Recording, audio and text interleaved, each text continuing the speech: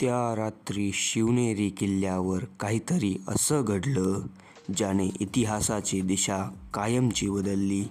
देश जखमी होता, स्वाभिमान कैदेत होता, पण सह्याद्रीच्या कुशीत एक किल्ला शांत उभा होता. त्या किल्ल्यात एक आई देवाला प्रार्थना करत होती, देवा, असा पुत्र दे जो अन्यायाला थरथरवेल.